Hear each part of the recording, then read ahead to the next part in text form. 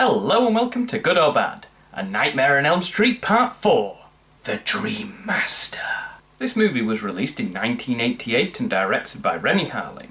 This is the fourth movie in the 80s horror franchise A Nightmare on Elm Street, and for once it actually acknowledges the ending to the previous movie. The Dream Warriors, otherwise known as those three, are out of Western Hills Psychiatric Hospital and are living normal lives as high school students. Until Kristen, who is now played by Tuesday Knight, pulls Kincaid and Joey into her dreams because she is scared.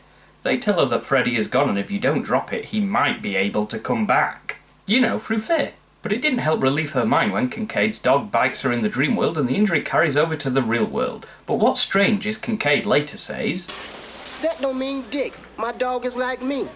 Drag him into your crazy dream and he gets wild." Okay, but I thought being hurt in the dream world and the injuries carrying over to the real world was Freddy's exclusive power. Does it apply to dogs now too? Okay, in all fairness, it probably was the work of Freddy that she got bit by the dog. But that doesn't stop Joey and Kincaid freaking out that it happened. But never mind about the Dream Warriors, they aren't our main characters. Here's Alice, played by Lisa Wilcox, and this is her brother Rick, played by Andros Jones, who also happens to be Kristen's boyfriend. It's all connected. And for our last introduction, we have Dan Jordan, played by Danny Hassel. He doesn't really have any connection to the main character yet, other than a friend of a friend. But he's a future love interest to our main character, Alice. Don't tell anyone I told you. Kristen seems to be a little down over the fact that she got mauled by a dream dog. Lighten up, no one died.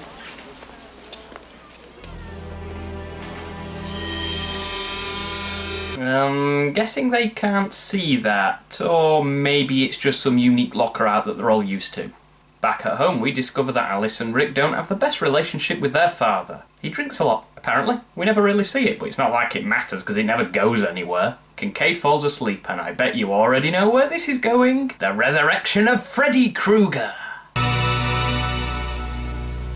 You shouldn't have buried me. I'm not dead. Really? That's his comeback line? They buried him, put him to rest, thus stopping his psychotic killing spree, and that's the best he can come up with? How long did it take him to think of that? Kincaid tries to fight Freddy off, but we all know how this will end. Tell him Freddy sent you. Now that was better, and now it's Joey's turn, and he has a waterbed. There's a joke I could make, but I sense it's about to be made. How's this for a wet dream? Ooh, that's brutal, letting that bad joke be the last thing he hears. I knew Freddy was evil, but God, that's just bad. When Kristen sees that Kincaid and Joey are dead, she doesn't take it too well.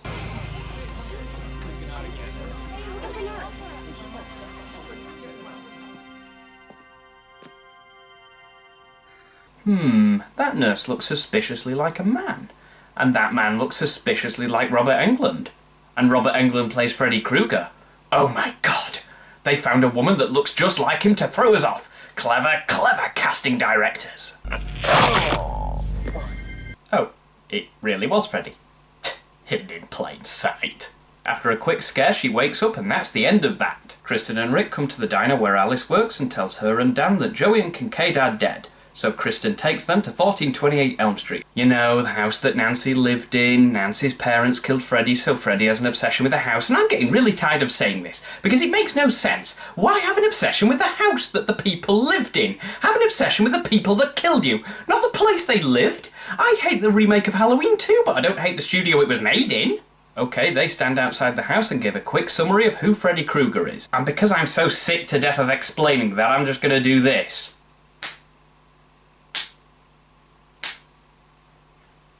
Kristen's mother shows up and takes her home and starts complaining. Something the matter with the cuisine? Well, Mom, I'll tell you. When two of your friends die in the same day, let me know what it does to your appetite. You're just tired. Don't think I haven't noticed that you haven't been sleeping, young lady. My God, she is horrible! Kristen falls asleep because her mother spiked her drink with sleeping pills. Kristen thinks she has taken control of her dreams because everything is nice and pleasant. Hi, little girl. Hi. What's your name? Okay, first rule of Freddy Krueger related nightmares. If you see a little girl in them, everything is not okay. And guess what? Everything is not okay. Freddy attacks her and she ends up in the boiler room. Freddy's plan is to scare Kristen to the extent that she pulls someone into her dream so Freddy can move on from the Elm Street children. The sons and daughters of the people that killed Freddy. Oh, except Jesse, he just happened to live in Freddy's favourite house. Freddy scares Kristen so much that she accidentally pulls in Alice, so Freddy no longer needs Kristen and kills her, and her power transfers to Alice. Freddy's ultimate plan is to use Alice to enter the dreams of all her friends.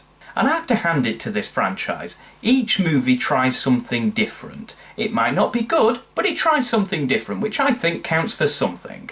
Alice wakes Rick up and they run over to Kristen's house and find her on fire. The sciencey student gives Alice a device that makes bugs run away. I would skip over that, but it comes into play later in such a large and important way. Sort of. Okay, she uses it in the final showdown in a blink and you'll miss it moment. Anyway, it's exam time, and Alice falls asleep and she accidentally gives Freddy the entry point to the sciencey person's dreams. You see, she was up all night revising for the exam. Which isn't recommended. Seriously, if you're a student and it's a school night and you're up watching some moron on YouTube, keep watching, then go to bed. Did I just call myself a moron? Where was I? Yeah. She was up revising all night, so she drifted off to sleep during the exam and Alice accidentally gave Freddy access to her dreams. So Freddy kills her but makes it look like a fatal asthma attack. Also, she has asthma, which would explain why he made it look like an asthma attack. After a while of, oh, why do the people I love keep dying? It's another person's time to die. And the movie hints at who in a very subtle way. Well, if I'm next, watch your back, man. Right, okay, how does Alice's dream pulling in power work? Because it seems to be different to Kristen's power, which was she actively had to call out their name and they were pulled in. But here it seems to be if she falls asleep, someone she knows gets pulled in. The movie did point out that the sciencey person was tired, but here we just see Alice drift off and her brother happens to fall asleep when on the toilet at the same time. So what I think it is when Alice is asleep, her subconscious will pull someone she knows into her dreams. But one more question. Am I overthinking this? Right, well, whatever. After Freddy taunts Rick for a bit, he gets killed. And at the funeral, Alice seems to have fallen asleep again. We see her brother get out of the coffin and say it was just a trick to fool Freddy and he would never leave her. Then he says bye and gets back into the coffin. Okay, I thought this was a little odd at first, but then when I thought about it, I realised what it was. Freddy is being a dick. You see, he can't kill Alice because she is the source of his power. He takes the souls of everyone he kills, thus becoming more powerful. But just because Freddy can't kill Alice doesn't mean he can't mess with her head. And that's what this scene was, at least that's what I think. The movie throws weird crap at us to mess with our heads, the same as Freddy's throwing weird crap at Alice to mess with her head. So really, this scene is actually smarter than it appears. Either that or it was just some random crap the writers thought up and didn't actually think through but happened to work out like that. It turns out that it's not just the dream power she takes from the dead, but traits and skills from them as well. For example, at the funeral she says, "Mind over matter." Which was the sciencey person's motto, and then later on she finds out she is skilled at martial arts, which was her brother's skill set. Despite her best efforts not to, those being not really much, but I'm sure she tried. She falls asleep and Freddy tells her he wants her to bring someone into her dream again. Yeah, I definitely think that's how it works. All she has to do is think about someone and that grants Freddy access. So while Freddy kills again, Alice meets up with Dan and they go to try and save their friend. But they are in fact both asleep and Freddy has them trapped in a loop. After Freddy killed their friend, he makes them crash their car. Guess they were sleep driving because in the real world their car hit a tree. This means Dan was taken to hospital, but Alice was okay and she goes to get ready for the final showdown. Which means it's 80s montage time!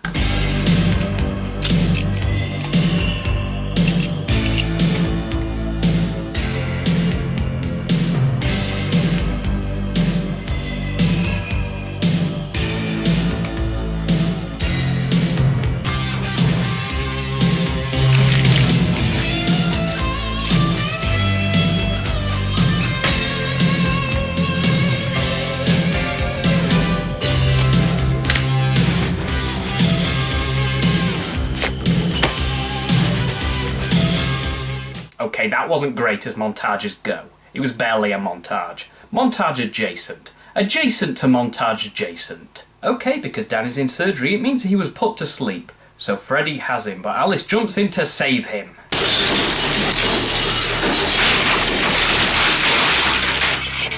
Oh, great move, damaging Dreamworld Hospital property.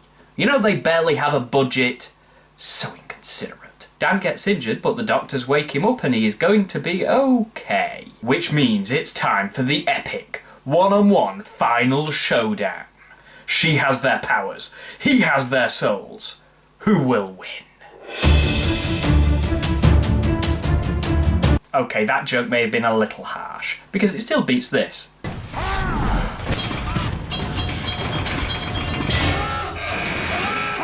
Alice uses the device the sciencey girl gave her to burn a hole in Freddy, but naturally that doesn't do anything, so she uses a piece of the stained glass window, which...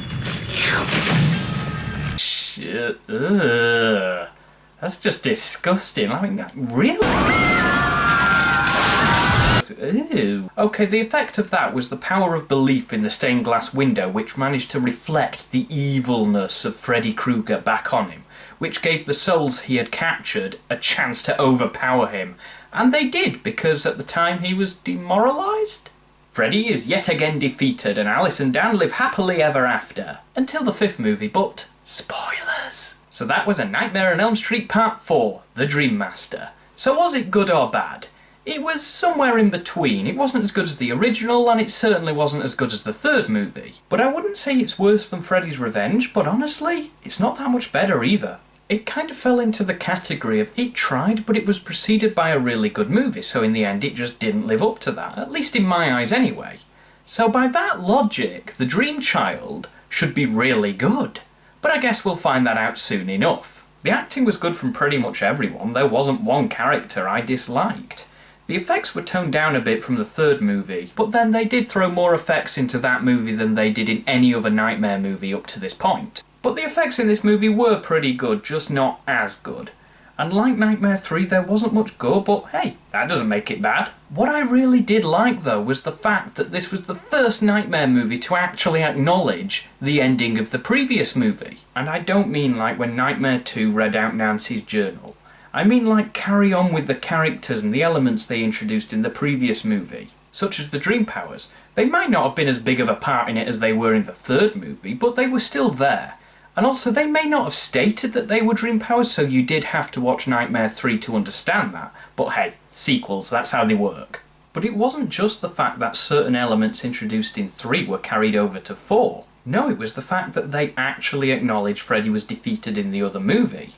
They actually hinted a reason as to why he is back, which is a first for this franchise, and I also have to give this movie credit for only hinting at why he is back, rather than having full-blown exposition. As for the movie being creepy and whether it's scary, not at all. Some of the set designs are good, but the Nightmare series has moved on from trying to scare us with the idea of someone that can come into your dreams and kill you, and has moved on to entertaining us with more interesting characters and their interactions with Freddy. Which is a good move because it's the 4th movie. The creepiness of Freddy's method of attack was going to wear off eventually. To give this movie a less vague verdict, I will say it's passable. It's entertaining, but after the 3rd movie it just felt like a letdown.